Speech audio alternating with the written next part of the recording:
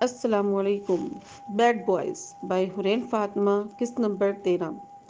سب لوگ تیار ہو کر یونیورسٹی پہنچ چکے تھے۔ وہیں سے سب کو ایک ساتھ مری کے لیے روانہ ہونا تھا۔ اب بس ان تینوں بہنوں کا انتظار ہو رہا تھا۔ ساحر اور دانش کو تو رہ رہ کر ان پر غصہ آ رہا تھا، جبکہ ریحان خاموشی سے ایک سائڈ پر کھڑا تھا۔ آخر کار ایک وائٹ کار آ کر وہاں رکی تو وہ تینوں بڑے ایٹیٹیوڈ کے ساتھ اس سے باہر نکلی۔ تینوں نے سیم کلر کی ڈریسنگ کی ہوئی تھی۔ مہا نے پرپل کلر کی گھیرے دار فراک پہن رکھی تھی۔ ملیحہ نے پرپل کلر کی بوائز ڈریسنگ کی ہوئی تھی، جبکہ مہنور نے شارٹ پرپل شرٹ کے ساتھ سر پر حجاب لیا ہوا تھا۔ یونیورسٹی میں موجود اکثر لڑکے انہیں ستائشی نظروں سے دیکھ رہے تھے، لیکن وہ تھیں کہ ان سب سے بے نیاز تھیں۔ پرپل ٹڈی مہنور دانش کے پاس سے گزر رہی تھی جب اس کے کانوں میں آواز گونجی، "آلو کیکڑا توری کے منہ والا ہوں!" مہنور نے بھی حساب برابر کرتی بالوں کو جھٹکتی آگے چل دی۔ "قد دیکھو اس ٹڈی کا اور ایٹیٹیوڈ دیکھو!" دانش غصے سے اسے گھورتے ہوئے بولا۔ "اپنے قد سے زیادہ تو اس ٹڈی میں ایٹیٹیوڈ ہے، تجھے کیا لینا دینا؟ اپنے کام سے کام رکھ!" ریحان اسے ٹوکتے ہوئے بولا۔ "برو، آپ کے لچھن ہمیں آج کل ٹھیک نہیں لگ رہے۔ آپ اب ہماری سائیڈ لینے کے بجائے دشمنوں کی سائیڈ لیتے ہیں۔ اب ان سے جھگڑتے بھی نہیں، پہلے دن کی طرح ایک دوسرے کے بال بھی نہیں کھینچتے۔ یو آر ٹوٹلی چینجڈ برو۔ کوئی پیار ویار کا سین تو نہیں ہے؟" آخر میں دانش نے غور سے ریحان کے چہرے کے زاویے نوٹ کیے، جو اسے کوئی اور ہی داستان سنا رہے تھے۔ "بھائی، سچ سچ بتا دیں، کہیں آپ ان تباہیوں کی بہن مہا تباہی سے دل تو نہیں لگا بیٹھے؟" ساحر بھی بیچ میں بول ہی پڑا۔ وہ بھی کافی دن سے ریحان کا بدلا بدلا رویہ نوٹ کر رہا تھا۔ "تم دونوں ان فضول باتوں پر دھیان نہ دو اور جلدی سے بس میں جا کر بیٹھو، ورنہ یہ نہ ہو ہم لوگ یہیں رہ جائیں اور واپسی پر تمہاری دشمنیں تمہارا مذاق اڑائیں۔" ریحان بس کی طرف اشارہ کرتے ہوئے بولا، جہاں تقریباً سب اسٹوڈنٹس بیٹھ چکے تھے۔ ریحان کی بات سن کر دونوں نے فوراً سے بس کی طرف دوڑ لگا دی، کہیں سچ میں ہی وہ لوگ یہیں نہ رہ جائیں اور واپسی پر وہ تینوں بہنیں ان کا مذاق اڑائیں۔ "وہ ہمارے ساتھ آپ کی دشمنیں بھی ہیں، ہمیشہ یاد رکھنا برو، اور دشمن دشمن ہی ہوتے ہیں، کبھی بھی دوست نہیں بن سکتے۔" دانش نے بس کے دروازے پر پہنچ کر ہانک لگائی۔ دانش کی بات سن کر ریحان بس نفی میں سر ہلا سکا۔ اسے دانش کی سوچ پر افسوس ہو رہا تھا۔ پیار، محبت، عزت، احترام تو دشمنوں کے دلوں پر بھی اپنائیت قائم کر لیتے ہیں، اور ان کے بیچ تو پھر بھی چھوٹی موٹی لڑائیاں ہوتی تھیں۔ سمجھانا پڑے گا ان دونوں بے وقوفوں کو، ریحان نے دل میں ارادہ کیا۔ یہ جوس کا ڈبہ کس جاہل نے پھینکا؟ دانش اپنے اوپر جوس کا ڈبہ گرتے دیکھ غصے سے بولا۔ "اوہ سوری، تم تھے، مجھے لگا ڈسٹ بین ہے۔" مہنور نے دونوں ہاتھوں کو آپس میں جھاڑتے ہوئے بولی، "تم خود ہوگی چلتی پھرتی گند، میں تو نہیں ہوں۔" دانش بھی غصے سے بولا اور جا کر ان کی برابر والی سیٹ پر بیٹھ گیا۔ "دشمن پاس بیٹھ گئے، مجھے پوری امید ہے ہمارا سفر بہت برا گزرنے والا ہے۔" ملیحہ ساحر کی طرف دیکھتے ہوئے بولی۔ "دانش، یہ لو سینیٹائزر، جراثیم آس پاس ہی ہیں، کہیں چمٹ ہی نہ جائیں۔" ساحر نے بھی حساب برابر کیا۔ "چلتے پھرتے جراثیم سینیٹائزر لگا رہے ہیں۔" ملیحہ مہنور کے ہاتھ پر ہاتھ مارتے ہوئے بولی۔ ریحان جب بس کے اندر داخل ہوا تو مہا کے ساتھ کسی لڑکے کو بیٹھے دیکھ اندر تک سلگ گیا۔ "جواد، تم اٹھو یہاں سے اور کہیں اور جا کر بیٹھو۔" "کیوں؟ میں کیوں کہیں اور جاؤں؟ میں تو یہیں بیٹھوں گا۔ تمہیں سنائی نہیں دیا ایک دفعہ میں نے کیا کہا ہے؟" اب کی بار ریحان غصے میں بولا۔ "تمہیں کیا تکلیف ہے؟ کوئی جہاں مرضی بیٹھے، تم چپ چاپ جا کر اپنی سیٹ پر بیٹھو۔" مہا تنگ آتے ہوئے بولی۔ "تم چپ کر کے بیٹھو، تم سے پوچھا نہیں۔" غصے سے ریحان کی رگیں پھول رہی تھی۔ "جواد یہیں میرے ساتھ بیٹھے گا، اٹھا کر دکھاؤ۔" مہا بھی بضد ہوئی۔ جواد نے ایک طنزیہ مسکراہٹ ریحان کی طرف اچھالی۔ "تم اٹھ رہے ہو یا نہیں؟" ریحان نے غصے سے اپنی مٹھیاں بھینجی ہوئی تھیں۔ وہ یہاں کوئی اور تماشا نہیں چاہتا تھا، کیونکہ بس میں اور بھی بہت سارے اسٹوڈنٹس بیٹھے ہوئے تھے۔ "نہیں اٹھ رہا، جو کرنا ہے کر لو۔" وہ بھی دو بدو ہوا۔ "برو ریلیکس، کیا ہو گیا ہے؟ آس پاس سب اسٹوڈنٹس دیکھ رہے ہیں۔" ساحر جلدی سے اٹھ کر ریحان کے پاس آیا۔ "تم چپ کر کے اپنی سیٹ پر جا کر بیٹھو، مجھے بتانے کی ضرورت نہیں ہے کیا کرنا چاہیے اور کیا نہیں کرنا چاہیے۔" ریحان نے لال انگارہ آنکھیں لیے ساحر کی طرف دیکھا۔ ایک دفعہ تو ریحان کی لال انگارہ آنکھیں دیکھ کر ساحر بھی ڈر گیا۔ "لیکن برو، کہا نہ جا کر اپنی سیٹ پر بیٹھو؟" ریحان کا غصہ تھا کہ کم ہونے کا نام نہیں لے رہا تھا۔ اوکے برو، جا رہا ہوں۔ ساحر کو اس وقت وہاں سے جانا ہی مناسب لگا، اس لیے چپ چاپ جا کر اپنی سیٹ پر بیٹھ گیا۔ ریحان نے گہری سانس بھر کر خود کو کمپوز کیا۔ وہاں وہ دیکھو چپکلی، ابھی بھی تمہارے پاؤں کے پاس گئی ہے۔ ریحان نے اتنی سیریس انداز میں کہا کہ مہا سے پہلے جواد اٹھ کر وہاں سے بھاگا تھا۔ ریحان نے جلدی سے موقع کا فائدہ اٹھایا اور جا کر مہا کے ساتھ والی سیٹ پر بیٹھ گیا۔ بیٹھو، تم کہاں جا رہی ہو؟ مہا کو اپنا پرس اٹھاتے دیکھ ریحان بول پڑا۔ ابھی تو تم نے کہا کہ ادھر چھپکلی ہے، تو کہیں اور جا رہی ہوں۔ چپ چاپ ادھر بیٹھو، کوئی چھپکلی نہیں ہے۔ ریحان نے اسے بازو سے پکڑ کر جلدی سے سیٹ پر بٹھایا۔ تو کیا تم نے جھوٹ بولا؟ مہا نے ایک آئی برو اچکا کر اس کی طرف دیکھا۔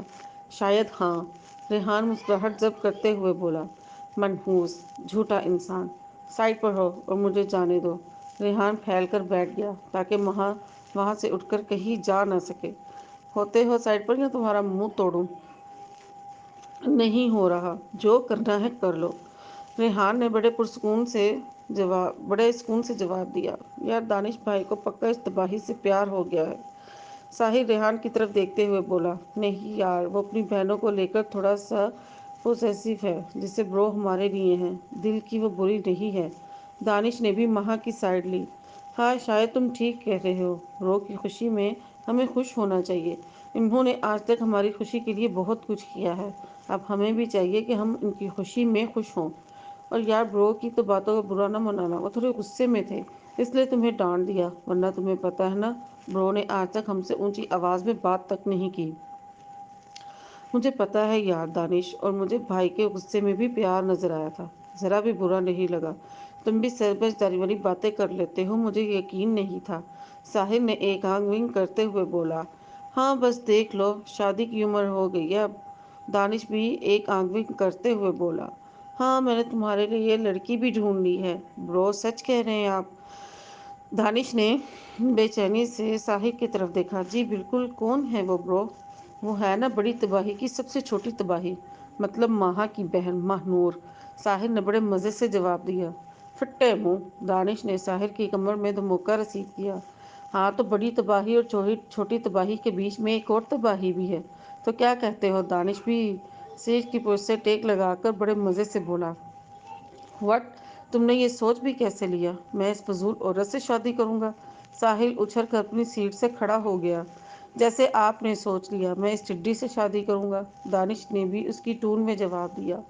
ہاں تو حساب برابر ہو گیا، اب نہ تم مجھے ایسی بد دعا دو گے، نہ ہی میں تمہیں دوں گا۔ ڈن؟ ساحر نے اس کے سامنے ہاتھ کیا۔ ڈن۔ پھر دونوں ادھر ادھر کی باتوں میں مگن ہو گئے۔ مرو تم منحوس انسان، تم بھی میرے ساتھ ہی بیٹھی ہو، اس لیے دونوں اکٹھے ہی مریں گے۔ ریحان نے بڑے مزے سے جواب دیا۔ تھوڑا ادھر ہو کر بیٹھو، ساری سیٹ پر قبضہ جما کر بیٹھے ہوئے ہو۔ مہا ریحان کو کوہنی مارتے ہوئے بولی۔ موٹی جاہل عورت، مجھ سے زیادہ سیٹ پر تم نے قبضہ کیا ہوا ہے۔ ریحان نے بھی اسے کوہنی ماری۔ آہ جاہل انسان، اتنی زور کے کیوں ماری؟ زور کر ہی مارا زور کر ہی جاتا ہے۔ اب دونوں ایک دوسرے کو مارنے کے ساتھ ساتھ زبانوں کا بھی استعمال کر رہے تھے۔ آس پاس کے اسٹوڈنٹس ان کی لڑائی کو انجوائے کر رہے تھے، جبکہ جواب غصے سے ریحان کو گھور رہا تھا۔ الحمدللہ، نیچرلی خوبصورت ہے، ساحر ملیحہ کو میک اپ ٹھیک کرتے دیکھ کر بولا۔ ہاں اسی لیے یہ تمہارے ہاتھوں اور بازوؤں سے راتوں رات بال خود ہی ریموو ہو گئے۔ ملیحہ نے بھی اس پر طنز کیا اور ساحر اپنا سا منہ لے کر بیٹھ گیا، جبکہ دانش دوسری طرف منہ کر کے ہنس رہا تھا۔ یہ سب تیری وجہ سے ہوا ہے منحوس انسان۔ ساحر ریحان کو ہنستے دیکھ کر تو تب بھی اٹھا۔ ہاں تو کون سا میں نے کہا تھا جا کر پنگے لو۔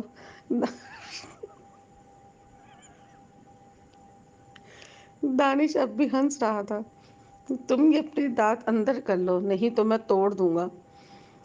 مزہ آ رہا ہے آپ لوگوں کو سفر کا بچوں؟ وہاں پر ایک پروفیسر آ کر بولا۔ نو سر، سب اسٹوڈنٹس نے یک زبان ہو کر جواب دیا۔ سر ہم لوگ بور ہو رہے ہیں، کچھ مزے کا ہونا چاہیے، کچھ فنی سا۔ ماہ تھوڑے جوش سے بولی۔ اب ٹڈیوں کو بھی انجوائے کرنا ہے۔ دانش ماہ کی طرف دیکھ کر بولا۔ کیوں انجوائے صرف چوزے ہی کر سکتے ہیں؟ مہنور نے بھی اسی کی زبان میں جواب دیا۔ اب کی بار ہنسنے کی باری ساحر کی تھی۔ ساحر کو ہنستا دیکھ دانش منہ بسور کر دوسری سائیڈ پر منہ کر کے بیٹھ گیا۔ جسٹ چل میری جان، ہوتا رہتا ہے ایسا۔ ساحر نے دانش کے کندھے پر ہاتھ رکھ کر کہا۔ اب تو آپ تو رہنے ہی دیں برو، ریحان برو کی طرح آپ بھی بدل گئے ہیں۔ یس سر، ہمیں چاہیے کہ ہم اس ٹرپ کو یادگار بنائیں۔ ساحر نے بھی بات میں حصہ ڈالا۔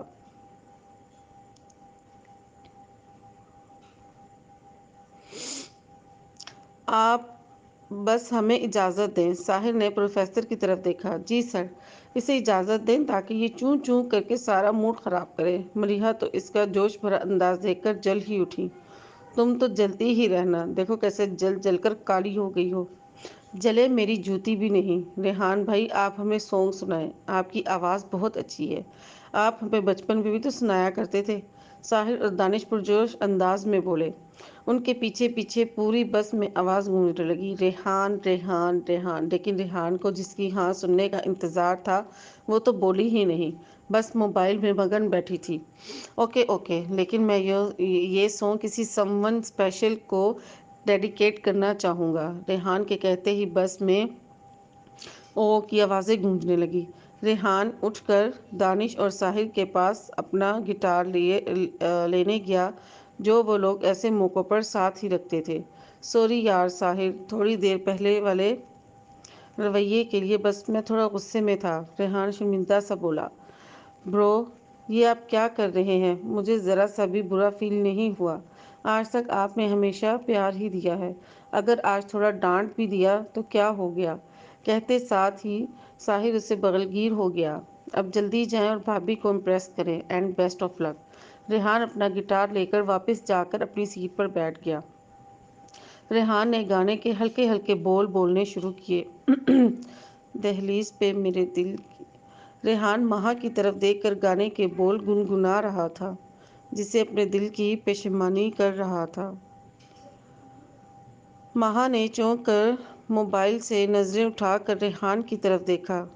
اس کے گانے پر بول کے ساتھ ایسا لگ رہا تھا جیسے وہ اسی کے لیے گا رہا ہو۔ اسے اس کے گانے کے بول پر اپنے دل میں اترتا ہوا محسوس ہو رہا تھا۔ دہلیز پہ میرے دل کی جو رکھے ہیں تو نے قدم، تیرے نام پہ میری زندگی لکھ دی میرے ہمدم۔ ہاں سیکھا میں نے جینا جینا کیسے جینا، ہاں سیکھا میں نے جینا میرے ہمدم۔ نہ سیکھا کبھی جینا جینا کیسے جینا، نہ سیکھا جینا تیرے بنا ہمدم۔ سچی سی ہیں یہ تعریفیں دل سے جو میں نے کری ہیں، وہ کہیں اس کی آواز میں ہی کھو گئی تھی۔ سچی سی ہیں یہ تعریفیں دل سے جو میں نے کری ہیں، جو تو ملا تو سجی ہے دنیا میری ہمدم۔ اور گانے کے آخر پر سب نے خوب تالیاں بجائیں اور ریحان کی تعریف کی۔ ریحان نے مسکرا کر سر کو خم دیتے ہوئے تمام تر تعریفیں موصول کی۔ ریحان کو کسی کی نظریں ابھی بھی اپنے اوپر اٹھتی ہوئی محسوس ہو رہی تھیں، اس لیے جلدی سے گردن گھما کر مہا کی طرف دیکھا۔ ریحان کے دیکھنے پر مہا جلدی سے اپنی نظریں دوسری طرف کر گئی۔